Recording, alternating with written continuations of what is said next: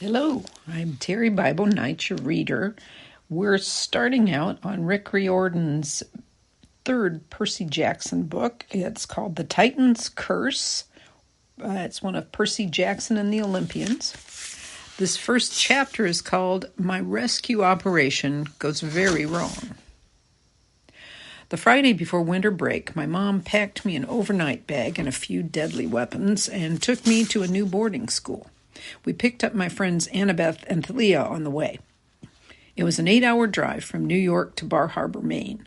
Sleet and snow pounded the highway. Annabeth, Thalia, and I hadn't seen each other in months, but between the blizzard and the thought of what we were about to do, we were too nervous to talk much. Except for my mom. She talks more when she's nervous. By the time we finally got to Westover Hall, it was getting dark, and she'd told Annabeth and Thalia every embarrassing baby story there was to tell about me. Thalia wiped the fog off the car window and peered outside. Oh yeah, this'll be fun. Westover Hall looked like an evil knight's castle. It was all black stone, with towers and slit windows and a big set of wooden double doors. It stood on a snowy cliff overlooking this big frosty forest on one side and the gray churning ocean on the other.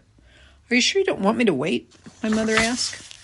"No, thanks, Mom," I said. "I don't know how long it will take. We'll be okay." "But how will you get back? I'm worried, Percy." I hoped I wasn't blushing. It was bad enough I had to depend on my mom to drive me to my battles. "It's okay, Mrs. Jackson." Annabeth smiled reassuringly. Her blonde hair was tucked into a ski cap, and her gray eyes were the same color as the ocean. "We'll keep him out of trouble." My mom seemed to relax a little. She thinks Annabeth is the most level-headed demigod ever to hit 8th grade. She's sure Annabeth often keeps me from getting killed. She's right, but that doesn't mean I have to like it. "All right, dears," my mom said. "Do you have everything you need?" "Yes, Mrs. Jackson," Thalia said. "Thanks for the ride." "Extra sweaters? You have my cell phone number?" "Mom." "Your ambrosia and nectar, Percy? And a golden drachma in case you need to contact camp?" "Mom, seriously, we'll be fine. Come on, guys." She looked a little hurt, and I was sorry about that, but I was ready to be out of that car. If my mom told one more story about how cute I looked in the bathtub when I was 3 years old, I was going to burrow into the snow and freeze myself to death. Annabeth and Thalia followed me outside. The wind blew straight through my coat like ice daggers. Once my mother's car was out of sight, Thalia said, "Your mom is so cool, Percy." "She's pretty okay," I admitted. "What about you? You ever get in touch with your mom?" As soon as I said it, I wished I hadn't. Thalia was great at giving evil looks, what with the punk clothes she always wears. The ripped-up army jacket, black leather pants and chain jewelry, the black eyeliner, and those intense blue eyes. But the look she gave me now was a perfect evil 10. "If that was any of your business, Percy." "Oh, we better get inside," Annabeth interrupted. "Grover will be waiting." Thalia looked at the castle and shivered. "You're right. I wonder what he found here that made him send the distress call." I stared up at the dark towers of Westover Hall. Nothing good, I guessed. The oak doors groaned open, and the three of us stepped into the entry hall in a swirl of snow. All I could say was, "Whoa!" The place was huge. The walls were lined with battle flags and weapon displays, antique rifles, battle axes, and a bunch of other stuff. I mean, I knew Westover was a military school and all, but the decorations seemed like overkill. Literally. My hand went to my pocket, where I kept my lethal ballpoint pen riptide. I could already sense something wrong in this place, something dangerous. Thalia was rubbing her silver bracelet, her favorite magic item. I knew we were thinking the same thing. A fight was coming. Annabeth started to say, "I wonder where—" The doors slammed shut behind us. "Okay," I mumbled. "I guess we'll stay a while." I could hear music echoing from the other end of the hall. It sounded like dance music. We stashed our overnight bags behind a pillar and started down the hall. We hadn't gone very far when I heard footsteps on the stone floor, and a man and woman marched out of the shadows to intercept us. They both had short gray hair and black military-style uniforms with red trim. The woman had a wispy mustache, and the guy was clean-shaven, which seemed kind of backward to me. They both walked stiffly like they had broomsticks taped to their spines. "Well," the woman demanded, "what are you doing here?" I realized I hadn't planned for this.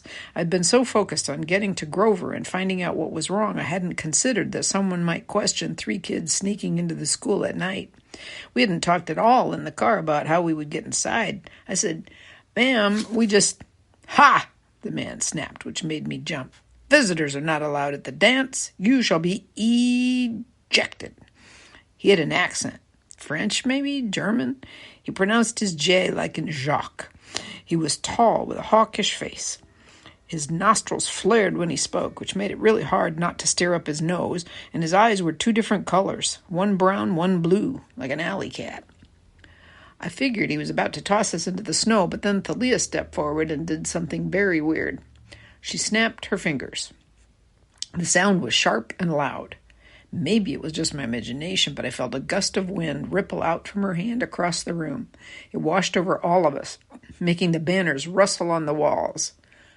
"Oh, but we're not visitors, sir," Thalia said. "We go to school here. You remember, I'm Thalia, and this is Annabeth and Percy. We're in the 8th grade." The male teacher narrowed his 2-colored eyes. I didn't know what Thalia was thinking. Now we'd probably get punished for lying and thrown into the snow. But the man seemed to be hesitating. He looked at his colleague. "Miss Gottschalk, do you know these students?" Despite the danger we were in, I had to bite my tongue to keep from laughing. A teacher named Gottschalk? He had to be kidding. The woman blinked like someone had just woken her up from a trance. Yes, I believe I do, sir." She frowned at us.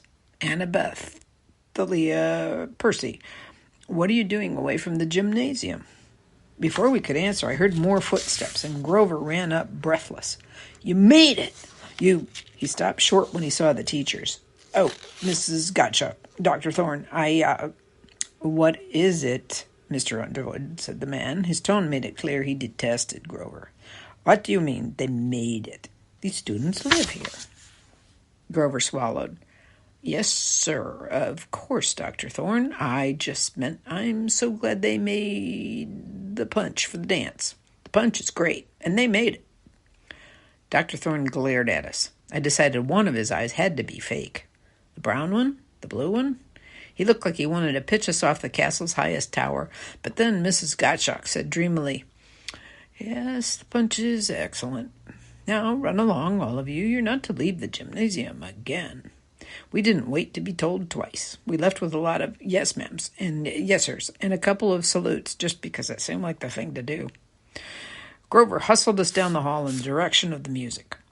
I could feel the teacher's eyes on my back, but I walked closely to Thalia and asked in a low voice, "How'd you do that finger snap thing?"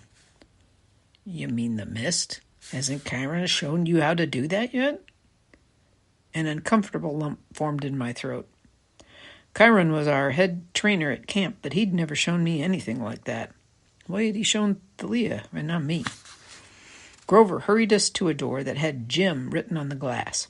Even with my dyslexia, I could read that much. "That was close," Grover said. "Thank the gods you got here." Annabeth and Thalia both hugged Grover. I gave him a big high five. It was good to see him after so many months. He'd gotten a little taller and had sprouted a few more whiskers, but otherwise he looked like he always did when he passed for human. A red cap on his curly brown hair to hide his goat horns, baggy jeans, and sneakers with fake feet to hide his furry legs and hooves. He was wearing a black t-shirt that took me a few seconds to read. It said, "Westover Hall, Grunt." I wasn't sure what that was, like Grover's rank, or maybe just the school motto. "So what's the emergency?" I asked. Grover took a deep breath. "I found 2. 2 half-bloods?" Thalia asked, amazed. "Here?" Grover nodded. Finding 1 half-blood was rare enough. This year, Chiron had put the satyrs on emergency overtime and sent them all over the country, scouring schools from 4th grade to high school for possible recruits. These were desperate times. We were losing campers. We needed all the new fighters we could find. The problem was, there just weren't that many demigods out there. "A brother and sister," he said. "They're 10 and 12. I don't know their parentage, but they're strong. We're running out of time, though. I need help." "Monsters?"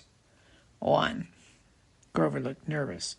He suspects. I don't think he's positive yet, but this is the last day of term. I'm sure he won't let them leave campus without finding out. It might be our last chance. Every time I try to get close to them, he's always there, blocking me. I don't know what to do." Grover looked at Thalia desperately. I tried not to feel upset by that. It used to be Grover looked to me for answers, but Thalia had seniority, not just because her dad was Zeus. Thalia had more experience than any of us with fending off monsters in the real world. "Right," she said. "These half-bloods are at the dance." Grover nodded. "Then let's dance," Thalia said. "Who's the monster?" "Oh," Grover said and looked around nervously. "You just met him. The vice principal, Dr. Thorne." Weird thing about military schools, the kids go absolutely nuts when there's a special event and they get to be out of uniform. I guess it's because everything's so strict the rest of the time. They feel like they've got to overcompensate or something. There were black and red balloons all over the gym floor, and guys were kicking them in each other's faces or trying to strangle each other with the crepe paper streamers taped to the walls. Girls moved around in football huddles the way they always do, wearing lots of makeup and spaghetti-strap tops and brightly colored pants and shoes that looked like torture devices. Every once in a while, they'd surround some poor guy like a pack of piranhas, shrieking and giggling, and when they finally moved on, the guy would have ribbons in his hair and a bunch of lipstick graffiti all over his face. Some of the older guys looked more like me, uncomfortable, hanging out at the edges of the gym and trying to hide like any minute they might have to fight for their lives. Of course, in my case, that was true. "There they are." Grover nodded toward a couple of younger kids arguing in the bleachers.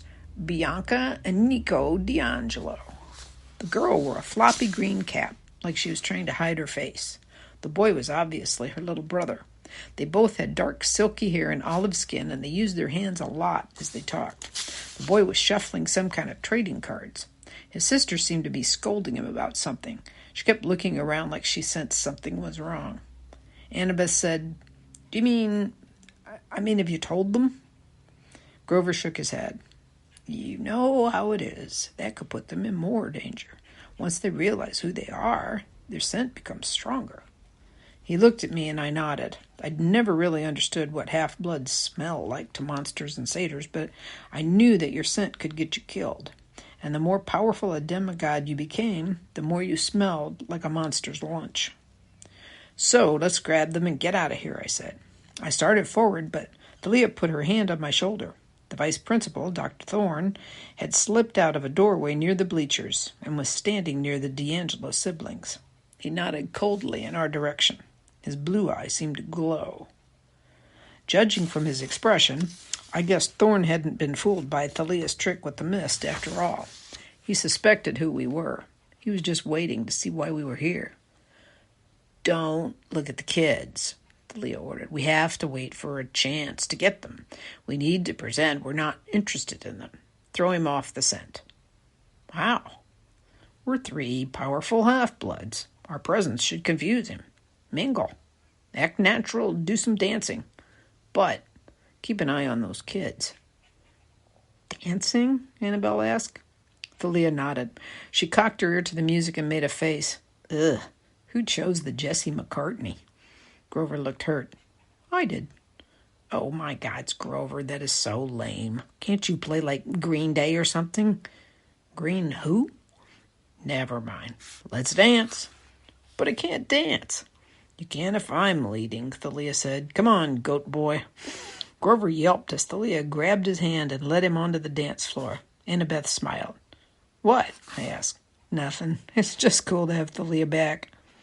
Annabeth had grown taller than me since last summer, which I found kind of disturbing. She used to wear no jewelry except for her camp half-blood bead necklace, but now she wore little silver earrings shaped like owls, the symbol of her mother, Athena. She pulled off her ski cap, and her long blonde hair tumbled down her shoulders. It made her look older for some reason. So I tried to think of something to say. "Act natural," Thalia had told us. "When you're a half-blood on a dangerous mission, what the heck is that natural?" Design any good buildings lately?" Annabeth's eyes lit up the way they always did when she talked about architecture. "Oh my gods, Percy. At my new school, I get to take 3D design as an elective, and there's this cool computer program. She went on to explain how she designed this huge monument that she wanted to build at Ground Zero in Manhattan. She talked about structural supports and facades and stuff, and I tried to listen. I knew she wanted to be a super architect when she grew up. She loves math and historical buildings and all that, but I hardly understood a word she was saying. The truth was I was kind of disappointed to hear that she liked her new school so much. It was the first time she'd gone to school in New York. I'd been hoping to see her more often. It was a boarding school in Brooklyn, and she and Thalia were both attending, close enough to Camp Half-Blood that Chiron could help if they got in any trouble. Because it was an all-girls school, and I was going to MS 54 in Manhattan, I hardly ever saw them. "Yeah, cool," I said. "So you're staying there the rest of the year, huh?" Her face got dark. "Well, maybe if I don't..." Thalia called to us, "Hey." She was slow dancing with Grover, who was tripping all over himself, kicking Thalia in the shins, and looking like he wanted to die. At least his feet were fake. Unlike me, he had an excuse for being clumsy. "Dance, you guys," Thalia ordered. "You look stupid just standing there." I looked nervously at Annabeth, then at the group of girls who were roaming the gym. "Well," Annabeth said, who should I ask?" She punched me in the gut. "Me, seaweed brain."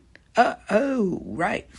So we went onto the dance floor, and I looked over to see how Thalia and Grover were doing things. I put one hand on Annabeth's hip, and she clasped my other hand like she was about to judo throw me. "I'm not going to bite," she told me. "Honestly, Percy, don't you guys have dances at your school?" I didn't answer. The truth was we did, but I'd never, actually danced at one. I was usually one of the guys playing basketball in the corner. So we shuffled around for a few minutes. I tried to concentrate on little things, like the crepe paper streamers in the punch bowl, anything but the fact that Annabeth was taller than me and my hands were sweaty and probably gross, and I kept stepping on her toes. "What were you saying earlier?" I asked. "Are you having trouble at school or something?" She pursed her lips.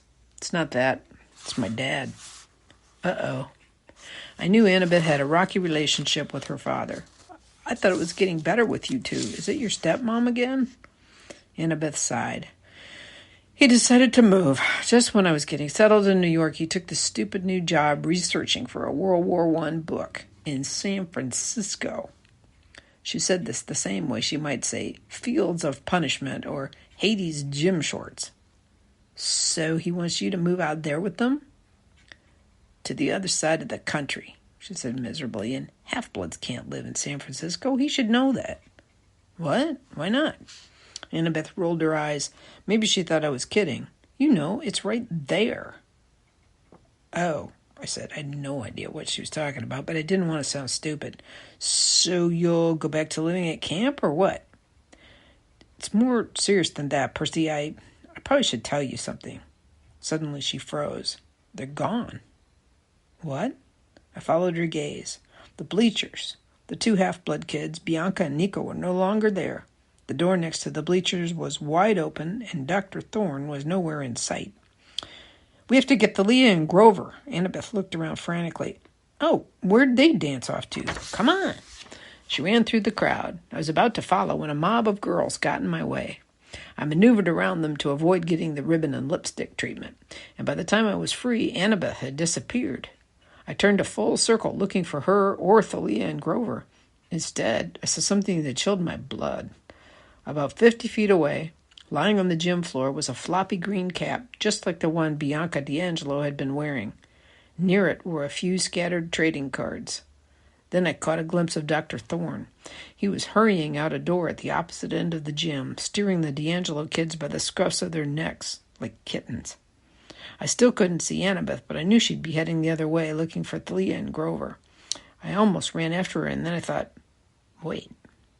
I remembered what Thalia had said to me in the entry hall, looking at me all puzzled when I asked about the finger snap trick. "Hasn't Chiron told you how to do that yet?" I thought about the way Grover had turned to her, expecting her to save the day. Not that I resented Thalia. She was cool. It wasn't her fault her dad was Zeus and she got all the attention. Still, I didn't need to run after her to solve every problem. Besides, there wasn't time. The D'Angelos were in danger. They might be long gone by the time I found my friends. I knew monsters. I could handle this myself. I took Riptide out of my pocket and ran after Dr. Thorne. The door led into a dark hallway. I heard sounds of scuffling up ahead and then a painful grunt. I uncapped Riptide. The pen grew in my hands until I held a bronze Greek sword about 3 feet long with a leather-bound grip. The blade glowed faintly, casting a golden light on the rows of lockers. I jogged down the corridor, but when I got to the other end, no one was there. I opened a door and found myself back in the main entry hall. I was completely turned around. I didn't see Dr. Thorne anywhere, but there on the opposite side of the room were the D'Angelo kids. They stood frozen in horror, staring right at me. I advanced slowly, lowering the tip of my sword. "It's okay. I'm not going to hurt you." They didn't answer. Their eyes were full of fear. What was wrong with them? Where was Dr. Thorne? Maybe he'd sensed the presence of Riptide and retreated. Monsters hated celestial bronze weapons. "My name's Percy," I said, trying to keep my voice level. "I'm going to take you out of here, get you somewhere safe." Bianca's eyes widened. Her fists clenched. Only too late did I realize what her look meant. She wasn't afraid of me. She was trying to warn me. I whirled around and something went whoosh. Pain exploded in my shoulder. A force like a huge hand yanked me backward and slammed me to the wall. I slashed with my sword, but there was nothing to hit. A cold laugh echoed through the hall. "Yes, Percy Jackson," Dr. Thorne said. His accent mangled the J in my name. "I know who you are." I tried to free my shoulder. My coat and shirt were pinned to the wall by some kind of spike, a black dagger-like projectile about a foot long. It had grazed the skin of my shoulder as it passed through my clothes, and the cut burned. I'd felt something like this before. Poison. I forced myself to concentrate. I would not pass out. A dark silhouette now moved toward us. Dr. Thorne stepped into the dim light. He still looked human, but his face was ghoulish. He had perfect white teeth, and his brown, blue eyes reflected the light of my sword. "Thank you for coming out of the gym," he said. "I hate middle school dances." I tried to swing my sword again, but he was just out of reach. Whoosh! A second projectile shot from somewhere behind Dr. Thorne. He didn't appear to move. It was as if someone invisible were standing behind him throwing knives. Next to me, Bianca yelped. The second thorn impaled itself in the stone wall 1/2 inch from her face. "All 3 of you will come with me," Dr. Thorne said. "Quietly, obediently. If you make a single noise, if you call out for help or try to fight, I will show just how accurately I can throw." And that's the end of Chapter 1. And Chapter 2 is called The Vice Principal Gets a Missile Launcher. I didn't know what kind of monster Dr. Thorne was, but he was fast. Maybe I could defend myself if I could get my shield activated. All that it would take was a touch of my wristwatch. But defending the D'Angelo kids was another matter. I needed help, and there was only one way I could think to get it. I closed my eyes. "What are you doing, Jackson?" hissed Dr. Thorne. "Keep moving." I opened my eyes and kept shuffling forward. "It's my shoulder," I lied, trying to sound miserable, which wasn't hard. "It burns." "Bah! My poison causes pain. It will not kill you. Walk." Thorne herded us outside, and I tried to concentrate. I pictured Grover's face. I focused on my feelings of fear and danger. Last summer, Grover had created an empathy link between us. He'd sent me visions in my dreams to let me know when he was in trouble. As far as I knew, we were still linked, but I'd never tried to contact Grover before. I didn't even know if it would work while Grover was awake. "Hey, Grover," I thought. "Thorne's kidnapping us. He's a poisonous, spike-throwing maniac. Help!"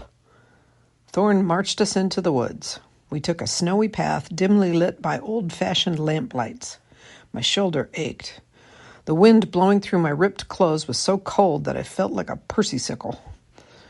"There's a clearing ahead," Thorne said. "We will summon your ride." "What ride?" Bianca demanded. "Where are you taking us?" "Silence, you insufferable girl." "Don't talk to my sister that way," Nico said. His voice quivered, but I was impressed he had the guts to say anything at all. Dr. Thorne made a growling sound that definitely wasn't human. It made the hairs stand up on the back of my neck, but I forced myself to keep walking and pretend I was being a good little captive. Meanwhile, I projected my thoughts like crazy. Anything to get Grover's attention. "Grover, apples, tin cans. Get your furry goat behind out here and bring some heavily armed friends." "Halt," Thorne said. The woods had opened up. We'd reached a cliff overlooking the sea. At least I sensed the sea was down there, hundreds of feet below. I could hear the waves churning, and I could smell the cold, salty froth. But all I could see was mist and darkness. Dr. Thorne pushed us toward the edge. I stumbled, and Bianca caught me. "Thanks," I murmured. "What is he?" she whispered. "How do we fight him?" "I'm working on it." "I'm scared," Nico mumbled. He was fiddling with something, a little metal toy soldier of some kind. "Stop talking," Dr. Thorne said. "Face me." We turned. Thorne's two-tone eyes glittered hungrily. He pulled something from under his coat. At first I thought it was a switchblade, but it was only a phone. He pressed the side button and said, "The package. It is ready to deliver." There was a garbled reply, and I realized Thorne was in walkie-talkie mode. This seemed way too modern and creepy, a monster using a mobile phone. I glanced behind me, wondering how far the drop was. Dr. Thorne laughed. "By all means, son of Poseidon. Yump. There's the sea. Save yourself." "What did he call you?" Bianca muttered. "I'll explain later," I said. "You do have a plan, right?" "Grover," I thought desperately, "come to me." Maybe I could get both the D'Angelos to jump with me into the ocean. If we survived the fall, I could use the water to protect us. I'd done things like that before. If my dad was in a good mood and listening, he might help. Maybe. "It would kill you before you reached the water," Dr. Thorne said, as if reading my thoughts. "You do not realize who I am, do you?" A flicker of movement behind him, and another missile whistled so close to me that it nicked my ear. Something had sprung up behind Dr. Thorne, like a catapult, but more flexible, almost like a tail. "Unfortunately," Thorne said, "you are wanted alive, if possible. Otherwise, you would already be dead."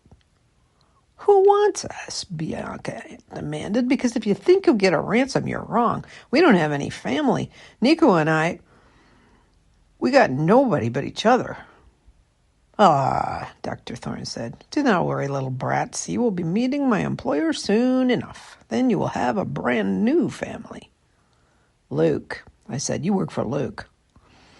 Dr. Thorne's mouth twisted with distaste when I said the name of my old enemy, a former friend who'd tried to kill me several times. "You have no idea what is happening, Percy Jackson. I will let the general enlighten you. You are going to do him a great service tonight. He's looking forward to meeting you." "The general?" I asked. Then I realized I'd said it with a French accent. I mean, who's the general? Thorne looked toward the horizon. "Ah, here we are. Your transportation." I turned and saw a light in the distance, a searchlight over the sea. Then I heard the chopping of helicopter blades getting louder and closer. "Where are you taking us?" Nico said. "You should be honored, my boy. You will have the opportunity to join a great army, just like that silly game you play with cards and dolls." "They're not dolls. They're figurines, and you can take your great army and—" Now, Dr. Thorne warned. "You will change your mind about joining us, my boy, and if you do not, well, there are other uses for half-bloods. We have many monstrous mouths to feed. The great stirring is underway." "The great what?" I asked. Anything to keep him talking while I tried to figure out a plan. "The stirring of monsters," Dr. Thorne smiled evilly. "The worst of them, the most powerful, are now waking. Monsters that have not been seen in thousands of years. They will cause death and destruction, the likes of which mortals have never known. And soon we shall have the most important monster of all, the one that shall bring about the downfall of Olympus." "Okay," Bianca whispered to me. "He's completely nuts." "We have to jump off the cliff," I told her quietly, "into the sea." "Oh, super idea. You're completely nuts too." I never got the chance to argue with her because just then an invisible force slammed into me. Looking back on it, Annabeth's move was brilliant. Wearing her cap of invisibility, she plowed into the D'Angelos and me, knocking us to the ground. For a split second, Dr. Thorne was taken by surprise, so his first volley of missiles zipped harmlessly over our heads. This gave Thalia and Grover a chance to advance from behind, Thalia wielding her magic shield, Aegis. If you've ever seen Thalia run into battle, you have never been truly frightened. She uses a huge spear that expands from this collapsible mace canister she carries in her pocket, but that's not the scary part. Her shield is modeled after one her dad uses, also called Aegis, a gift from Athena. The shield has the head of the Gorgon Medusa modeled into the bronze, and even though it won't turn you to stone, it's so horrible most people will panic and run at the sight of it. Even Dr. Thorne winced and growled when he saw it. Thalia moved in with her spear. For Zeus! I thought Dr. Thorne was a goner. Thalia jabbed at his head, but he snarled and swatted the spear aside. His hand changed into an orange paw with enormous claws that sparked against Thalia's shield as he slashed. If it hadn't been for Aegis, Thalia would have been sliced like a loaf of bread. As it was, she managed to roll backward and land on her feet. The sound of the helicopter was getting louder behind me, but I didn't dare look. Dr. Thorne launched another volley of missiles at Thalia, and this time I could see how he did it. He had a tail, a leathery, scorpion-like tail that bristled with spikes at the tip. The missiles deflected off Aegis, but the force of their impact knocked Thalia down. Grover sprang forward. He put his reed pipes to his lips and began to play, a frantic jig that sounded like something pirates would dance to. Grass broke through the snow.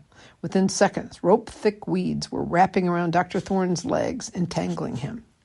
Dr. Thorne roared and began to change. He grew larger until he was in his true form, his face still human, but his body that of a huge lion.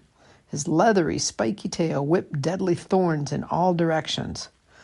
"A manticore," Annabeth said, now visible. Her magical New York Yankees cap had come off when she'd plowed into us.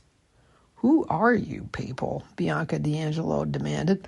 "And what is that?" "A manticore?" Nico gasped. "He's got 3,000 attack power and +5 to saving throws." I had no idea what he was talking about, but I didn't have time to worry about it. The manticore clawed Grover's magic weeds to shreds, then turned toward us with a snarl. "Get down." Elizabeth pushed the D'Angelos flat into the snow. At the last second, I remembered my own shield. I hit my wristwatch, and metal plating spiraled out into a thick bronze shield, and not a moment too soon. The thorns impacted against it with such force they dented the metal. The beautiful shield, a gift from my brother, was badly damaged. I wasn't sure it would even stop a second volley. I heard a thwack and a yelp, and Grover landed next to me with a thud. "Yield!" the monster roared. "Never!" Thalia yelled from across the field. She charged the monster, and for a second I thought she would run him through. But then there was a thunderous noise and a blaze of light from behind us. The helicopter appeared out of the mist, hovering just beyond the cliffs. It was a sleek black military-style gunship with attachments on the sides that looked like laser-guided rockets. The helicopter had to be manned by mortals, but what was it doing here? How could mortals be working with a monster? The searchlights blinded Thalia, and the manticore swatted her away with its tail. Her shield flew off into the snow. Her spear flew in the other direction. "No!" I ran out to help her. I parried away a spike just before it would have hit her chest. I raised my shield over us, but I knew it wouldn't be enough.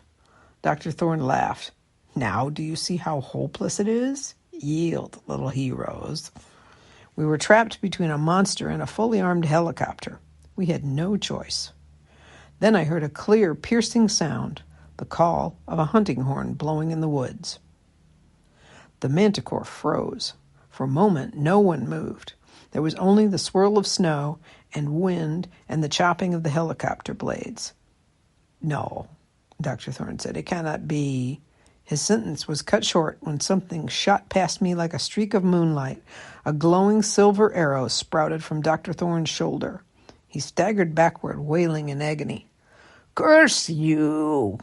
Thorne cried. He unleashed his spikes, dozens of them at once, into the woods where the arrow had come from, but just as fast, silvery arrows shot back in reply.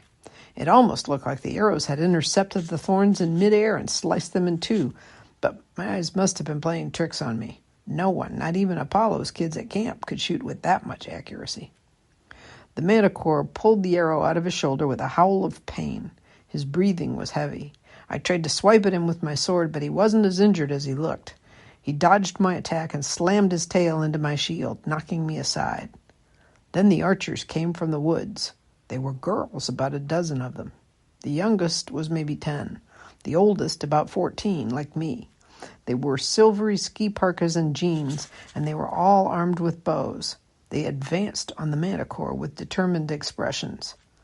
"The hunters!" Annabeth cried. Next to me, Thalia muttered, "Oh, wonderful." I didn't have a chance to ask what she meant. One of the older archers stepped forward with her bow drawn. She was tall and graceful, with coppery-colored skin. Unlike the other girls, she had a silver circlet braided into the top of her long dark hair, so she looked like some kind of Persian princess. "Permission to kill, my lady?" I couldn't tell who she was talking to because she kept her eyes on the manticore. The monster wailed, "This is not fair. Direct interference. It is against the ancient laws." "Not so," another girl said. This one was a little younger than me, maybe 12 or 13. She had auburn hair, gathered back in a ponytail, and strange eyes, silvery yellow like the moon. Her face was so beautiful it made me catch my breath, but her expression was stern and dangerous. "The hunting of all wild beasts is within my sphere, and you, foul creature, are a wild beast." She looked at the older girl with the circlet. "Zoe, permission granted." The manticore growled, "If I cannot have these alive, I shall have them dead." He lunged at Thalia and me, knowing we were weak and dazed. "No," Annabeth yelled, and she charged at the monster. "Get back, half-blood," the girl with the circlet said. "Get out of the line of fire." But Annabeth leaped onto the monster's back and drove her knife into its mane. The manticore howled, turning in circles with his tail flailing as Annabeth hung on for dear life. "Fire!" Zoe ordered. "No!" I screamed. But the hunters let their arrows fly. The first caught the manticore in the neck, another hit his chest. The manticore staggered backward, wailing, "This is not the end, huntress. You shall pay." And before anyone could react, the monster, with Annabeth still on his back, leaped over the cliff and stumbled into the darkness. "Annabeth!" I yelled. I started to run after her, but our enemies weren't done with us. There was a snap, snap, snap from the helicopter, the sound of gunfire. Most of the hunters scattered as tiny holes appeared in the snow at their feet, but the girl with auburn hair just looked up calmly at the helicopter. "Mortals," she announced, "are not allowed to witness my hunt." She thrust out her hand, and the helicopter exploded into dust. Not even dust. The metal dissolved into a flock of birds, ravens, which scattered into the night. The hunters advanced on us. The one called Zoe stopped short when she saw Thalia. "You," she said with distaste. "Zoe Nightshade." Thalia's voice trembled with anger. "Perfect timing as usual." Zoe scanned the rest of us. 4 half-bloods and a satyr, my lady. "Yes," the young girl said. "Some of Chiron's campers, I see." "Annabeth," I yelled, "you have to let us save her." The auburn-haired girl turned toward me. "I'm sorry, Percy Jackson, but your friend is beyond help." I tried to struggle to my feet, but a couple of the girls held me down. "You are in no condition to be hurling yourself off cliffs," the auburn girl said. "Let me go," I demanded. "Who do you think you are?" Zoe stepped forward as if to smack me. "No," the other girl ordered. "I sense no disrespect, Zoe. He is simply distraught. He does not understand." The young girl looked at me, her eyes colder and brighter than the winter moon. "I am Artemis," she said, "goddess of the hunt." And that's the end of chapter 2.